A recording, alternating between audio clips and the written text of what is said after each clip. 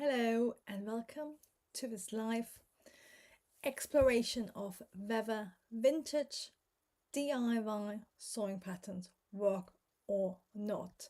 And these are the sort of patterns you might have seen on Pinterest. They look a bit like this or like that. And they promise that by following some sort of geometric instructions, you will get an amazing garment. And they always look very stylish, very vintage. But what I've always wanted to know, do they work? And I'm sure you feel the same. Is it worth actually tracing around and trying to figure out sizes, or are they just a waste of time? And that's what we're going to look into today. Before we start, do please give me a like and subscribe if you haven't, and that way the YouTube algorithm knows to send people who are interested in vintage pattern cutting here. If you have any questions along the way, just put them in the chat and I will answer them. And if you have a chat, do say hello. And I'm hoping, I had some technical issues on Tuesday, so I'm hoping everything will go very smoothly. So I've long been fascinated by these sort of images because I love a really good puzzle. And behind me you can see a dress, which is why I was a little bit late, apologies, because I wanted to put it in. So this dress at the back is actually my interpretation of this 1930s wrap top. And hello Jen, lovely to have you on here, everybody. Hello everybody. So I saw this a few years ago. I thought, ooh, I have to try it out. It looks really easy, looks clever, looks stylish. If you like those 1970s, 80s ITV UK Agatha Christie, Hercule Poirot TV series, they actually use exactly this pattern for some of them, for that 1930s look. So I was really intrigued and I tried it out and I made this dress. I turned it into a dress. It's a little bit like a walk-away dress, but without the full skirt. And that's the only time I ever been introduced enough by one of these patterns to invest my time. And this might be my takeaway for the whole series before we got stuck in the whole series of images, is that they're really good inspiration for trying to puzzle out how you can construct pattern pieces. Because if you would see the top, just illustration of that stripy top, it'd be quite hard to work out exactly how do you get that one piece look. So the geometric patterns help you figure it out.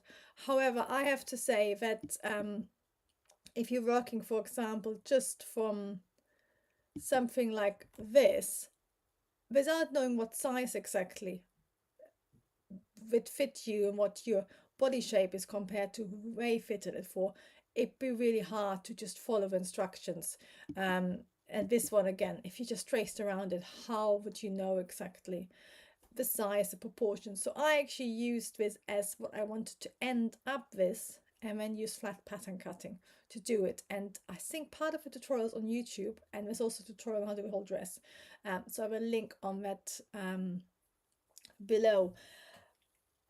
But what it basically is, once you do it, it does work really well. It's a one piece at the front, a triangle, so it's a little bit like a walk-away dress, but then it goes around the back and then you tie it at the front.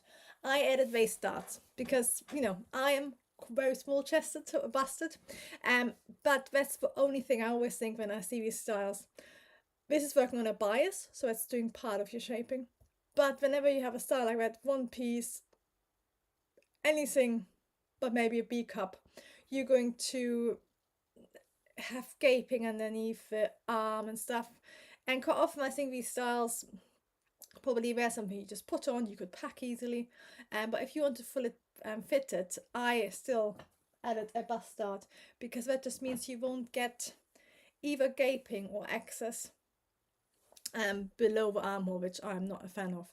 And I think quite a lot of these patterns are where you have to consider yeah, how will it work for my body? And of course, quite often they have measurements, but I always think, you know, even if I say a size whatever from the time, the proportions might be different. So I think we're best as inspiration rather than trying to follow step by step. I think I'm half seduced. I want to try these step by step, but I think it might be just a waste of fabric on the other hand. And good morning, Rebecca. Lovely to have you as well. So what I thought I showed you quite a few. I'm going to show you one which I think is going to be a complete disaster, which I wouldn't want to try. One which is okay if you use your pattern cutting and sewing thinking rather than following it completely, and one which I think is actually a really interesting geometric idea in pattern cutting. So the one I think is going to be a complete disaster and I wouldn't want to try is this one. So if you own any, well, if you had children like me, you probably, first thing that makes you think of is nappies. It's that sort of complete disregard for the shapes we have in the area. So if you ever made a pair of trousers, you know you have curves. If you made some underwear or a swimsuit, you know as well that there's quite a lot of curves involved to make it fit nicely. So if you look at the view on the right where she's putting it on, it's cut on the bias. That's the only saving grace I would say from this style. Apart from that, unless you are very uncurvy, I think that will not be able to wrap around any of your back curves. It's certainly with a normal trouser block. If you think we have, you know, this is from a mannequin, which again is very uncurvy. That has a curve like that to wrap around it, and then there they have two straight seams. So I just can't see it happening at all. And Miss J is laughing. Yes, when I saw that, I was just thinking, and have you noticed how very cleverly they don't show the front? I'm going to quickly tell you how I think it will actually look like. I won't be very good at drawing it, but I will try my best. Oh, and hello Maria, and hello Erin, sneaking in from work. Okay, so if we quickly just sketch it out. So I think the front, because the only saving grace, as I said, so it's a shape like that, and then you have a triangle like this, and that joins, I would imagine, they probably went chopped off the top of the triangle, and then they got another triangle which is the same size. It is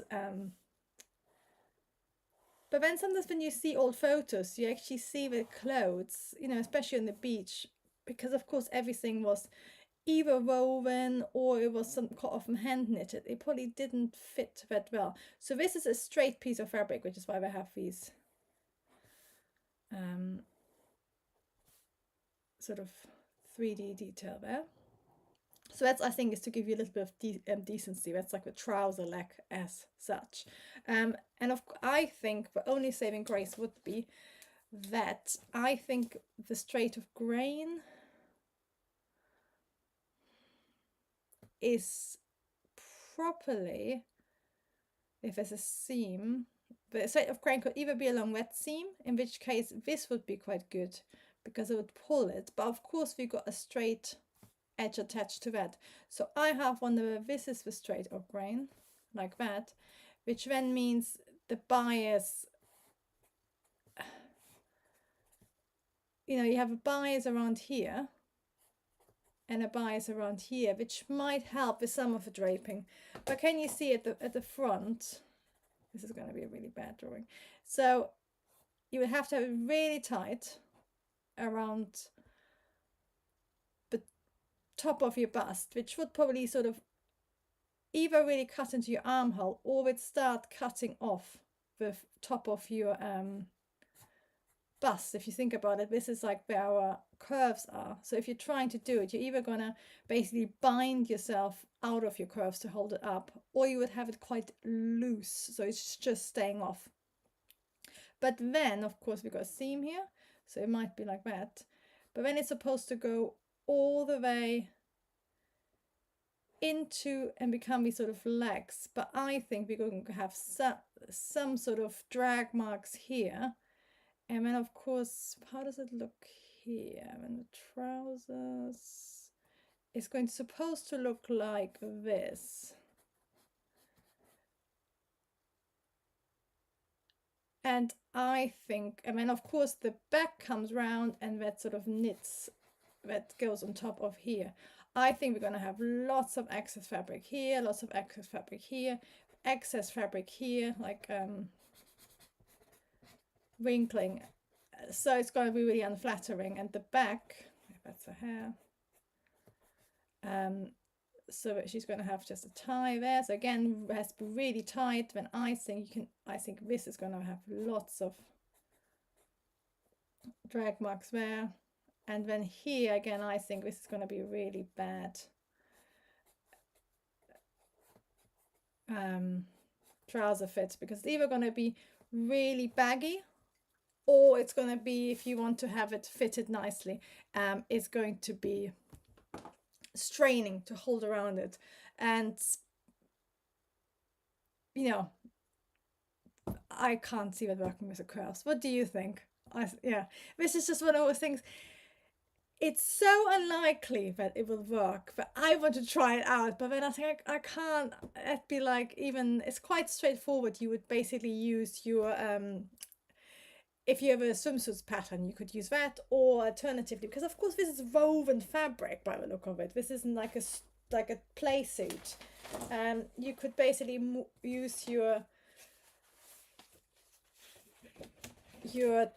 trouser and your top pattern. Sorry, I'm sorting through my patterns. You can put these two together. And then if you think about it, so you basically have the triangle going out like that.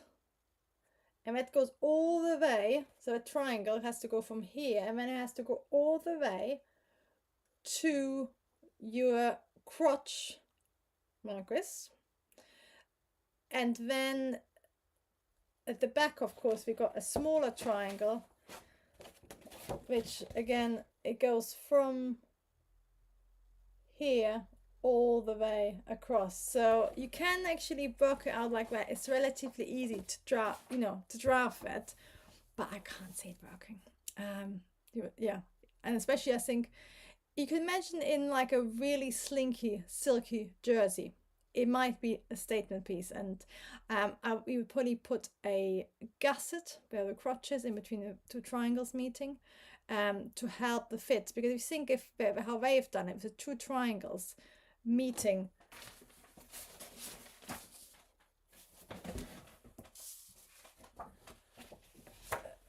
they're basically just two triangles meeting at the crotch. And if you ever done a swimsuit pattern, it's actually a sort of leg, and then you have like a crotch area, like a sort of rectangle shape. And I think if you included that would slightly help. But just having, if you think about the depth of our crotch from the front of our body to our back of our body, that is quite a distance for most of us. So to just have two triangles meeting and then straight away going out, just can't see it happening. If one of you want to make it and prove me wrong, then I would love to see it. And T Bells is saying hello, and she's saying, I agree, Charlotta. Risky fit, especially for those with larger busts and larger bums. Yes, I agree. I think if you're larger busted, it would actually have something to hold on to, but it would cut you in half.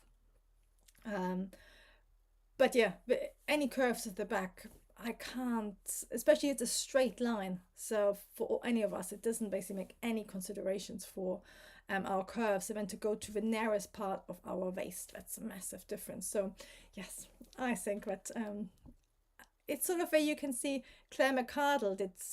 I think it's inspired by Claire McCardle. She did styles like that, but they always do look, they have lots and lots of fold lines and creases. So that's basically what it'll end up looking. So I think if you see a picture like that, it's not realistic. So it was a complete no-go, I thought. Then there were two. So I already mentioned the one I made, it does work. You just start, I started with a flat pattern cutting method and just thinking, oh, that's roughly the shape I want to end up. And if I quickly draw you out how it actually looks like. So it's 1930 top, so it's basically a shape. I'm gonna draw in the shape and then just tell you how the bodice block actually fits into that.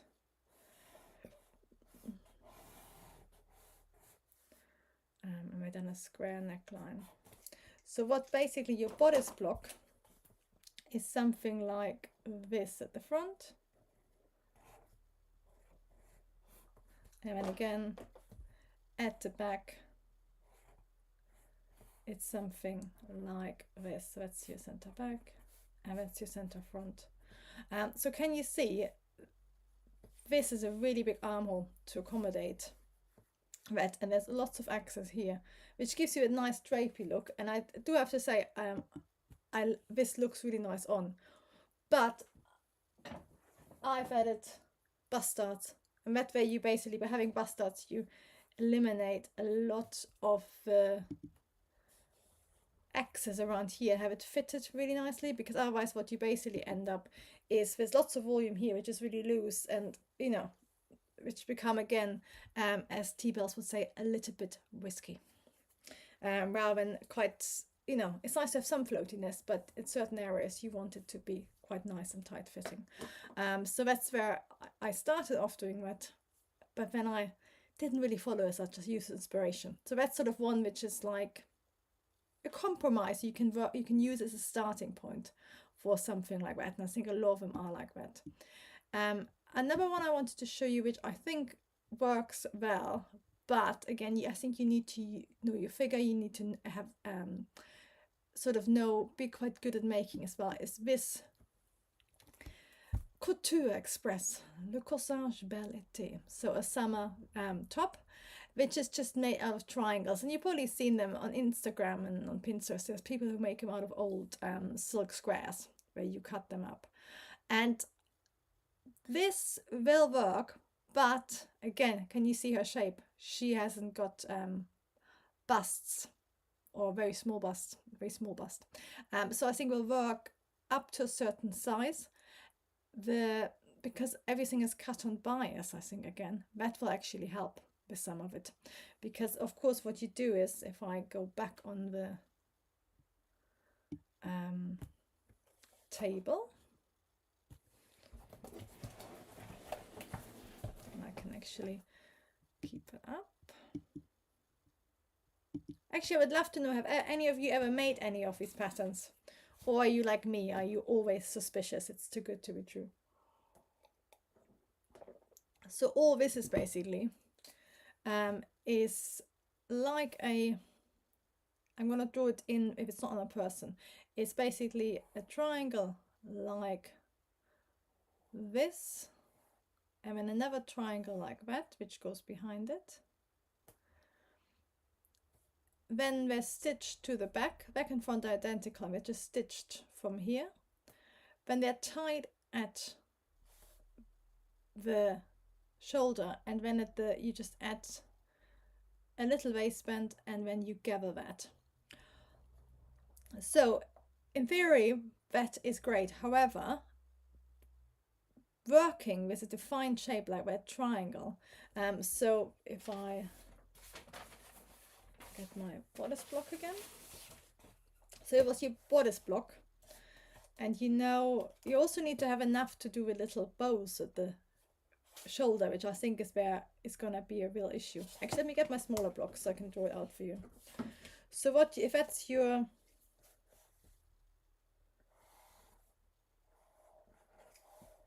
center front bodice, it basically looks like that.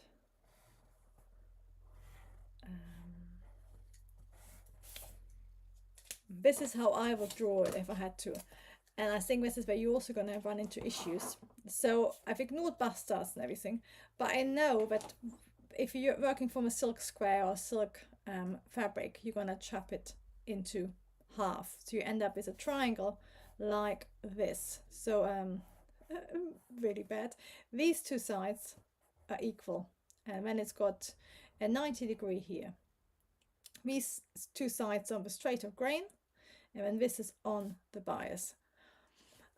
So if we know the full waist, and they're making it quite big, aren't they? They're gathering it all in. So if we say our, for example, one of our A sides is like this, that means that the other one has to be the same. So that will actually leave you enough of just enough for a tiny bow. But can you see that's actually to tie? That's quite a chunky bow, and then of course you get the gathers there. But you're very much restricted to where this crosses.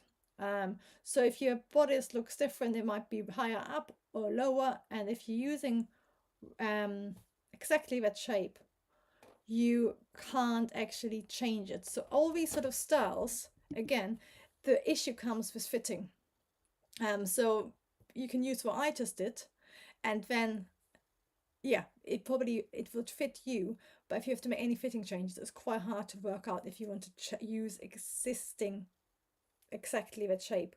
I think if you wanted to make something like that, you're far better off just quickly drafting roughly the style to your contours and actually using your dart rotation. So what you can do is you can use your waist dart shaping that can become the gathering at the waist. It might be a nice amount of gathering, and at the same time we can straighten out our side seam. So that'd be quite a nice square shape, roughly how they have it. And then I would do the bust dart into the pleats at the shoulder, but I would want to keep an armhole, because whenever you make styles like that, I mean, if you've got completely straight seam, it either has to really cut in and be pulled really tight, or again, because we actually have a curve there, it sort of doesn't really sit that well. It might sort of gape a bit. So it rarely actually works out. And we're doing it out of a single layer of, I should improve my French, I'd be able to work out what fabric it is, but a single layer of fabric. So you're first of all going to have the wrap is on the bias, so you would have to reinforce it with a straight piece of fabric, so that wouldn't really work. And then I think for having the straight of grain here, again, it wouldn't really want to curve around us, and also you sort of having a straight piece of fabric, but it has to go up your side, and then you suddenly pull it to a tie up here. So all around this area, it's just it's going to cut into your arm. It's basically, the illustration looks very pretty, the idea is really good. I think this is one of those projects, unless you're exactly that type of figure and exactly the right proportion for, if you're using silk scarves, it's just going to look it's going to feel uncomfortable over time. All the proportions, for example, you might have a wrap which is really high or really low and you can't change it. So I think it's one of those projects where, again, I would use an inspiration saying, oh yeah, I like the idea of a wrap top with little ties, and I'm going to do roughly a triangle. That's a good idea. But then just add the curve. So all you have to do is, then instead of having this a straight, you can have, even if you just change the style to that will improve it, so it's more like a natural fit, for example. And then again, I think this, because it is on the bias really long, it's really gonna gape. So by using your normal flat pattern cutting for a wrap style, and as I said, using this for elastication here, and then this for the width there, I think that's going to give you a lot a better fit. And while you think, oh, the whole point of this project is that you're not pattern cutting, you're actually going to save so much time with fitting that it's much better just use inspiration. And then I think, yeah, realistically, triangles in my body, they won't really work, so I'm going to use a different approach. And of course, if you have an existing sewing pattern, I'm drafting from blocks, but if you have an existing sewing pattern for a simple dress, you can use that as a starting point. You don't need to draft from a starting point. And hello, Beth, no worries for being late. I hope you find this helpful. And Rebecca said I made a halter top similar to this, and the proportions were way off. Yeah, it's I think a problem is when it's really hard to work exactly. Oh, it's gaping here, escaping here. So and as you said, you are really restricted by the original shape. And the silk, if it's a silk, for example, would be nice because it really soft, you know, airy and silky and easy to wear for summer. Um, but that's also quite, it's a fabric which really stretches on the bias and doesn't really hold its shape that well.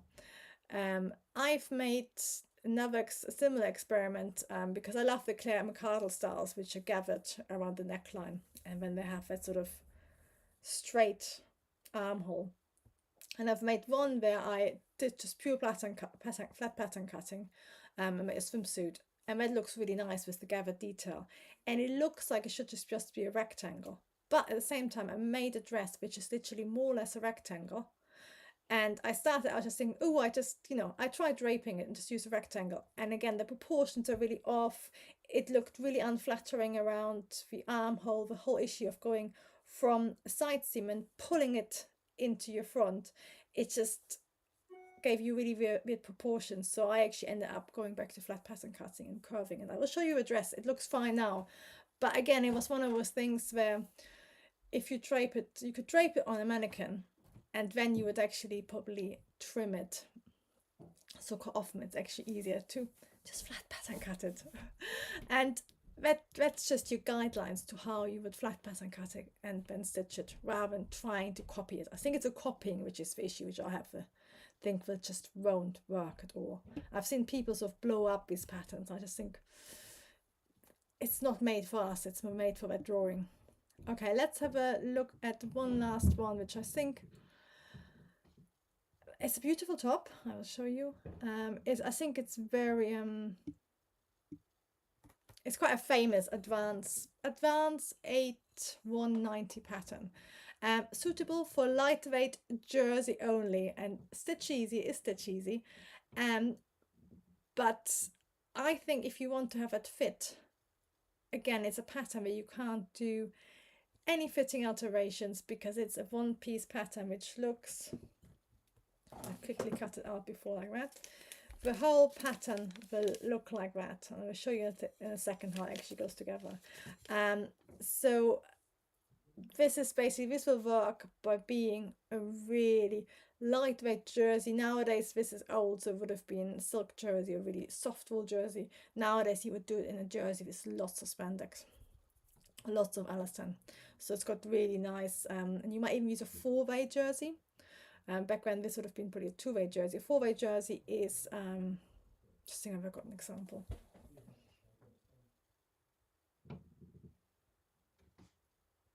No, if I was Trisha from Creative Costume Academy, I'd probably have a whole box full.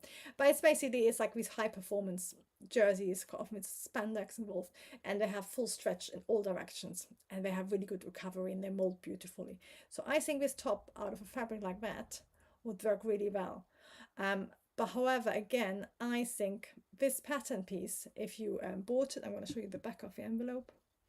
So that's the back of the envelope, so you can see how it drapes around. You can see the pattern piece. So if you bought this pattern piece, and yes, it's to whatever size they want, but unless you exactly the proportions both sideways and lengthways, and also where your bust sits and all that sort of stuff, this is going to be very hard to alter because everything is so related. So I think this is a really nice one to, if you have the right fabric, to experiment with drafting it yourself. So I'm going to show you in a second. And oh, hello Edna. And I think she's saying that yes, the genius patterns are quite complicated. As I speak neither Spanish or Portuguese, I am guessing from what I can deduce. I know patron is pattern cutting.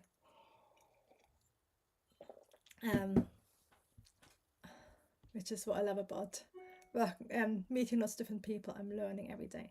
So let's have a look on my table and get a new page. So let's actually, if I show you the pattern first, what I traced it around, and I think there's some, you can get this for free online as well. But the pattern piece looks like that. We have 3 little marks here, which means this is, these 2 sides go together. So that is the sleeve.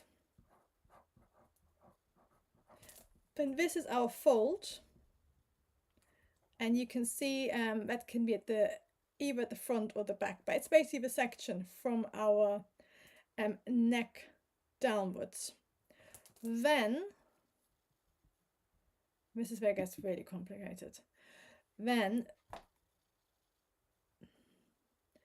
this section here, so from there to there, is your yoke at the back or front. Then this one is again your center front and center back. This is your waist, and then this is your wrap. So you can see, if you got that pattern or traced it round, trying to scale it up and working around it is really impossible. So what basically happens, let's get some tape, the pattern piece ends up looking like this, because it's our fold line. And then of course we put our sleeves together.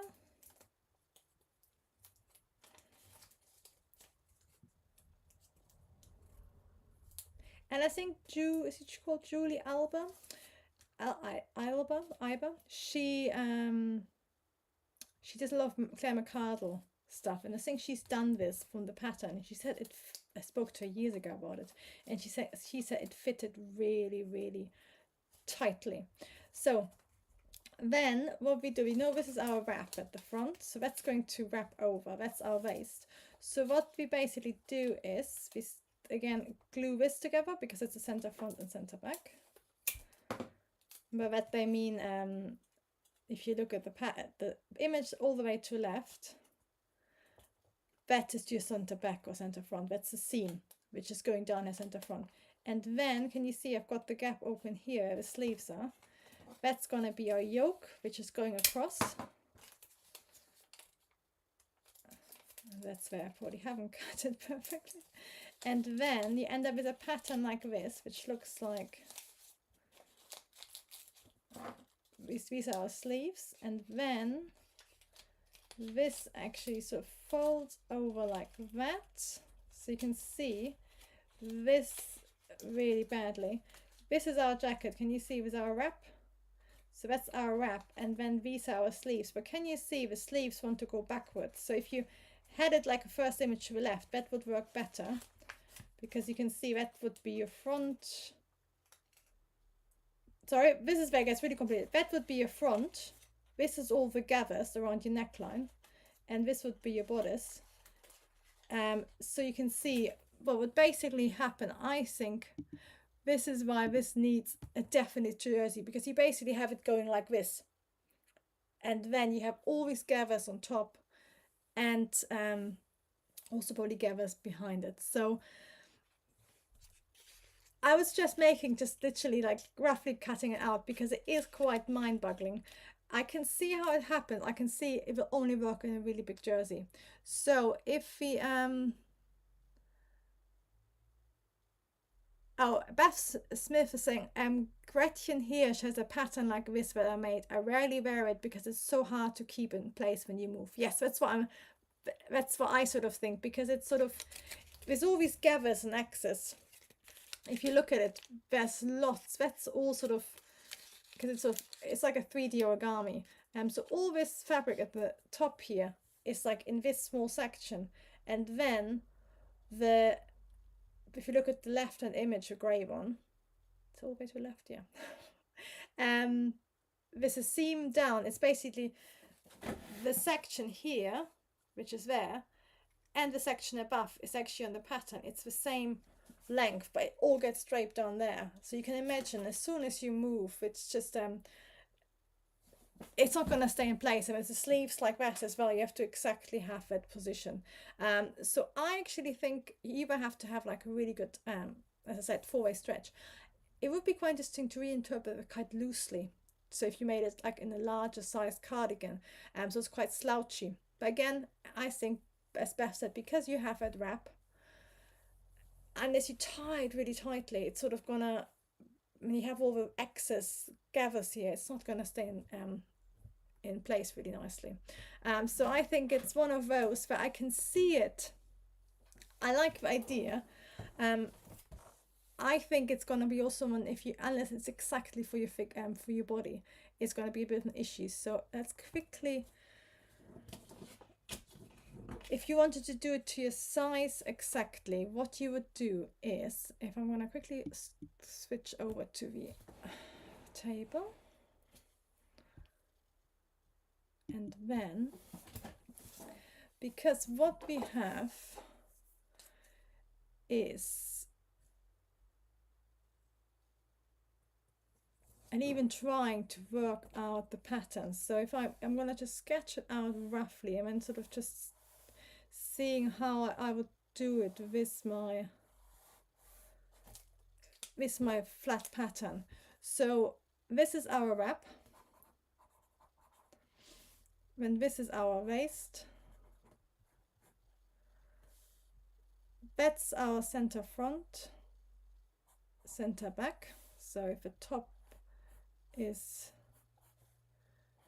like this, but of course we know it's all 3D, so there's going to be lots of volume. So the center back or center front, that's this part here. The waist is of course here, and then this is the other part of the center back and center front, which if you do across, that's the one up here. So you can see how all this volume is actually only in between sort of our bust and our neckline. So it's double that to incorporate the waist bit. And then of course this part is the yoke, which then gets stitched to here. Does it? Yes, it does. So if you wanted to lay in your pattern, it basically, that's the top of your pattern, like this roughly. And that's also really going to show you how why it's such a weird pattern. And then like your center front with the wrap is basically something like the wrap is something like that. And then of course this is your waist. You can see how it's really quite hard even to work out. And then this is the bottom half of your back bodice, like this. So you can see how you can use your proportions roughly to work it out. But I think a pattern like that, it's really hard. If it doesn't fit, if you want to keep the shape, it's really hard.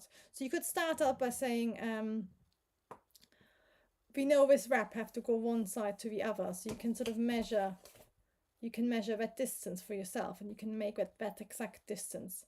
The sleeves, again, you can actually work out the width of your sleeve and the length of your sleeve, and you sort of put that in here, be like this. So you can do that as well. Then of course this measurement is roughly the measurement across here. So you can then measure from, you can start measuring that together. Then this measurement is, I'm going to trace around it quickly. So this measurement is the measurement. So if I do A is here, and then this measurement, of course, then is whatever that length is. So we're all related, and you can start tracing it out. And if you actually do this and this, you start getting that shape. And then you can sort of probably do a curve with that length And then this length, of course, that's where it gets really complicated, because that is really up to, it's sort of the measurement. Again, it's a measurement probably from here to here, so you can again measure that. So measurement C is the measurement, probably roughly, you could try it like this. And that's probably where you get all these gathers, because you have to fit it into a square. So you can see it's something, I love the idea of it, and they've probably done it by draping a fabric around it.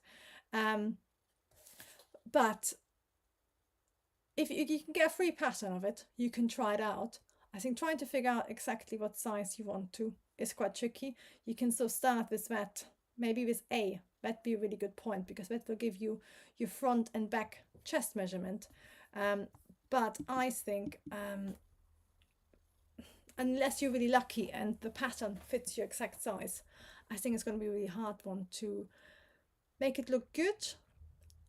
And also, as Beth said, to make it really comfortable to wear a long time. I think it's one of those patterns where, again, you want to probably pin it on so it holds in place, or you just can't really move, because when the construction is just too counterproductive to our movement, with all these drapes and stuff. And hello Laura, and hello YN. Okay, so this was one where I think I love the idea. I think it could be really clever. The mind boggles, but it's possible, but it's actually, as you can see, me trying to sketch it out quickly, and I didn't look at it before. You can really see how you can work it out, but it's not as straightforward. It's being sold, it's really easy. And yes, to cut it out is easy if you get the pattern. To stitch together, it's super easy. But to actually get the fit exactly for yourself, that's where a lot of these patterns go from beginner friendly to actually really complicated. So I wouldn't suggest that.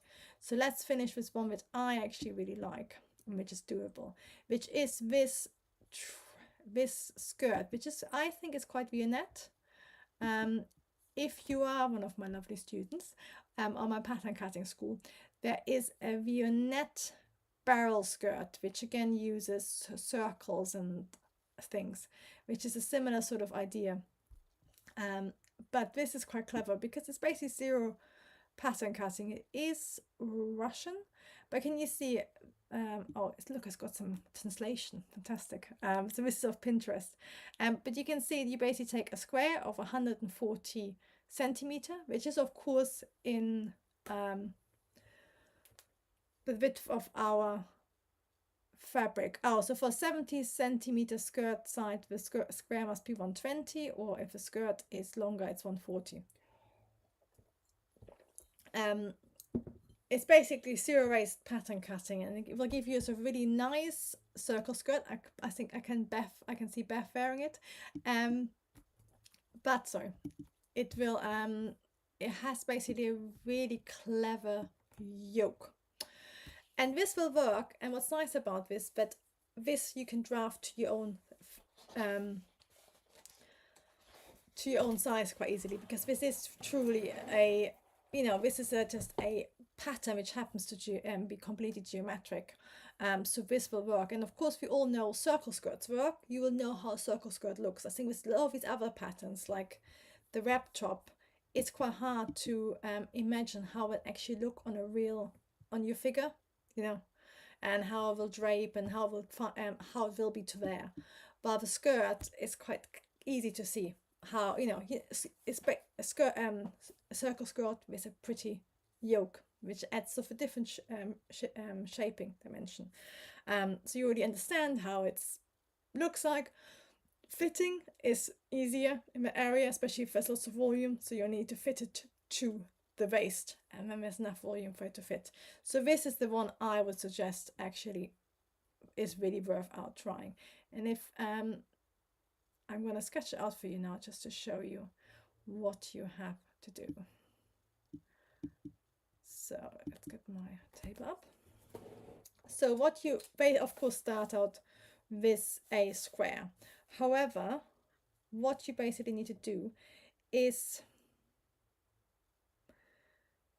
a normal circle skirt is like that, isn't it? And then the diameter of a small circle is your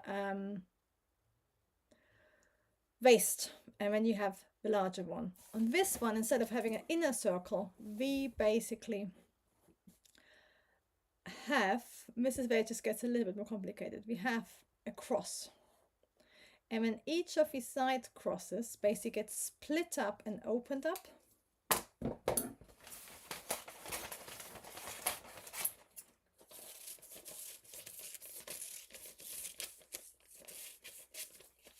just cutting it out teeny tiny, really badly. Basically each of these crosses then gets opened up, and that gets shaped around your yoke. And then your yoke is 4 pieces, which are the little sort of triangles around the circle edge. So they sort of define how big everything is. So what you would actually do is, let me actually do it properly geometrically using my, actually I'm going to use my cup.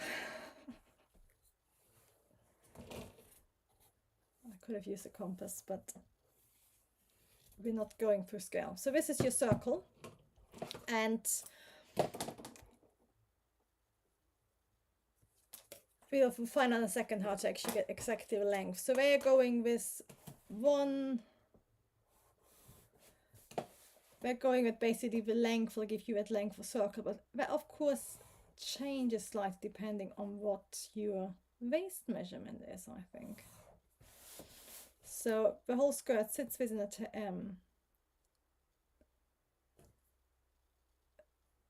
square, and then basically each of these squares are like this. So we have these 2 sides which are identical, and they get inserted into the cross. So that length is the same. See if I can draw the cross in the middle. And they've done it so that's on the bias. You could do it the other way as well. So each of these lengths, so A and A, is one of those. So that is A. That of course then goes to your actual waist measurement, which is divided by 4. So what you have to do is, if you zoom into it a little bit, what you basically start out with is cutting that little shape there, which is what you need to do is your waist measurement, so it's 1/4 of your waist.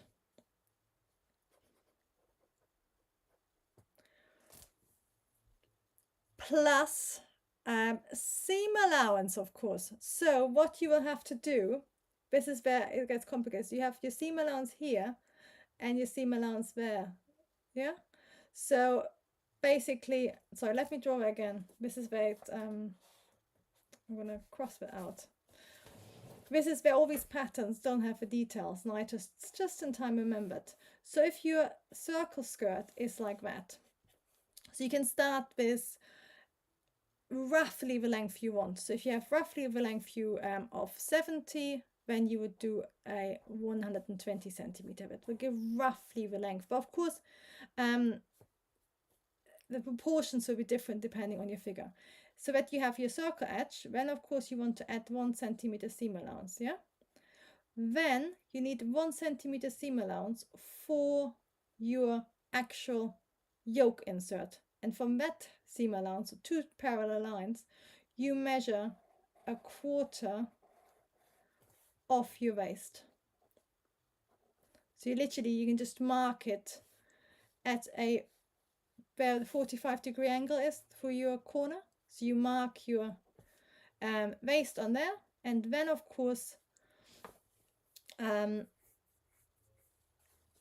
you can work out if you want this A shape to be really long, then you can make it like this, or if you want to have it narrow, you can have it like that. So that's actually a design choice as such.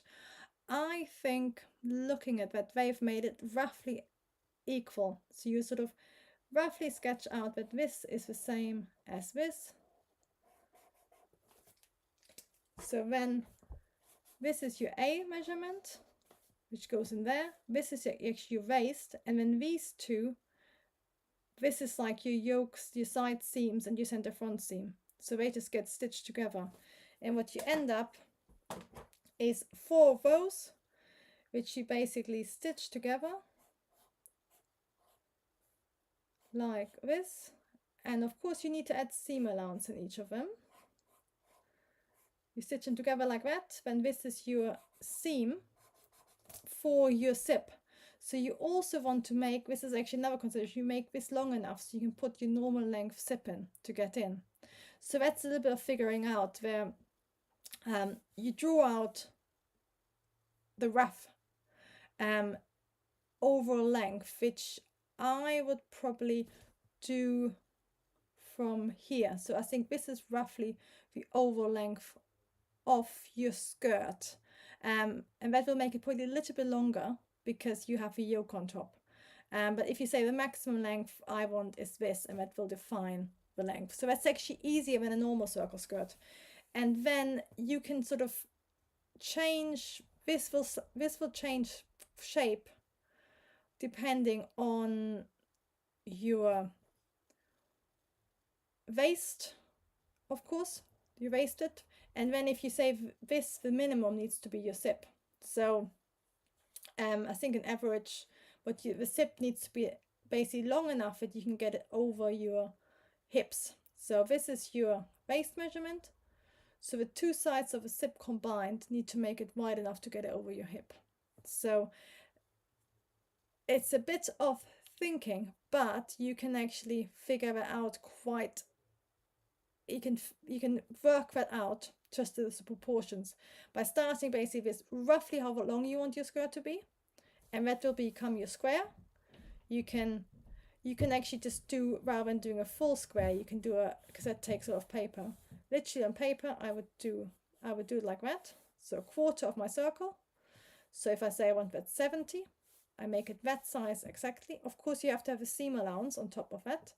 And then in this little triangle of your paper, you just figure out that's my waist measurement. Then this angle is defined by your zip. And then you can sort of decide what shape you want this to be. That's partly up to size.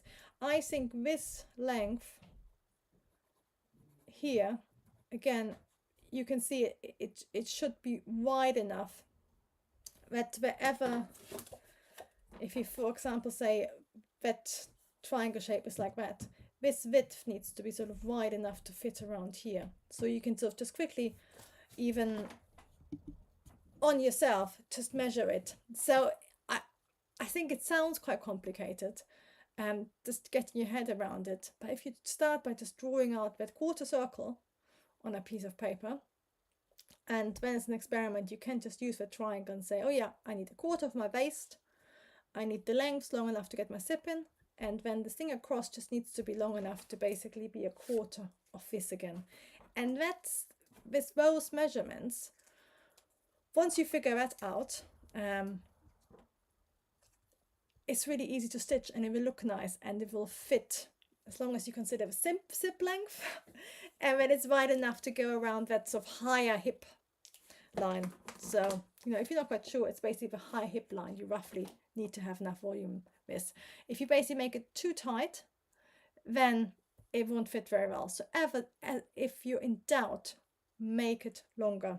But apart from that, it's really straightforward. So I'm going to just draw it out a little bit bigger again, just to show you. Does it make sense what I've said so far? Because sometimes I do wonder if I talk too much. So basically your yoke shape is going to be like this, which is your waist. Then you have it sort of hitting the triangle, like the corner like that. And you need to basically, they need to be sort of related. So you need to sort of measure the point across here, which is your hip, or your high hip. So you measure across there, And that point where it meets there will determine sort of how long this is. And that needs to be your zip. And wherever you end up here becomes the point which gets stitched in there. So this is the only tricky bit, working out these three measurements, but they're sort of all connected and you fit them into that triangle. So again, it's not as super straightforward as the drawing, because you think, oh yeah, I just get the fabric, I draw the circle, and then I draw that shape. That's going to be a little bit of a mind curve, but by knowing what that shape actually does, you can work it out quite quickly, and then it will give you a really interesting circle skirt. Of course, what you could do at the same time, if you say, oh, that's still really complicated, is that literally on your bodice block, you draw in that shape like this. That's your yoke, and you can do it through your dart point. You close your dart, do your seam line, cut it apart, and then the bottom part, you open it up until you got a quarter circle skirt. Do the same on the back. That will give you a full circle skirt and the yoke part. So you can do it like that as well. So you can see both these will end up with the same result. Actually, I would love to know, I'm going to finish in a second, which one do you think is faster? Flat pattern cutting or following that instruction? I was saying, oh yeah, this is quite straightforward, but I think the flat pattern cutting, if you have a block, that's always the thing, or you can use a sewing pattern once you have that. This is literally just drawing on a yoke, closing your dart, and then adding a circle skirt. That will give you a really nice fitted style. Of course, you might want to have, the nice thing about the geometric one is that instead of it having fitted around the waist to hip section, you can have lots of volume there. So you could have like a skirt which goes out a bit and then a bit more. So you can experiment more. It's basically, the wider you make this, the more it's going to go out. So I quite like that sort of look that's not fitted but it goes out and then you got all the volume. So that's a more like a vignette look. But yes, do let me know in the comments what you think, which one is easier. I love the idea of this experimenting, but once you've done it, you always think, I could have done it in flat pattern cutting a lot of the time. Once you know how to do it and once you have your blocks, that's the fun. It sort of becomes pattern hacking. But again, this circle shirt, what diagram does it helps you work out exactly what shape you want and end up with, sorts of inspiration to a certain degree, which I love doing. And Rebecca is saying, I love this series. You help me wrap my head around this type of flat pattern cutting. Thank you. You're very welcome. You can see I'm still partly wrapping my head around it. But I think that's where I love it, because it makes you think about what's possible, as you said. Like, yeah, it doesn't need to be always front, back, sleeve. It can end up looking like this. Or the dress, you know, which is like, I think it's one pattern piece for the whole top, and then the whole wrap skirt is made out of 4 panels. So again, it's really easy once you get your head around it, and then it's always really quite easy to stitch, which I love as well. And Sunup is saying, would have to analyze the pattern placement when using plates and strip. Yeah, so that's a really good point. You can use on there, I've drawn it, you can, that will really help you. So you can see there, you know, that will help you work out exactly how it will work, and you can use that. If you wanted to copy this exactly, you can use that to guide you exactly how you cut it out. So that is very true. Well spotted. And that's of course the great thing if you have if you look at images with plates or stripes, you can work out exactly how the proportions are and stuff by sort of sketching it out and saying, yeah, that's on the full scale would be a 5 centimeter stripe. I can now work exactly out how that pattern works. So that's very true. Anyway, that's it for me for today. Thank you so much, everybody, for joining me, and I will be back next week at the same time. I'll see you then. Bye, everybody. Have a nice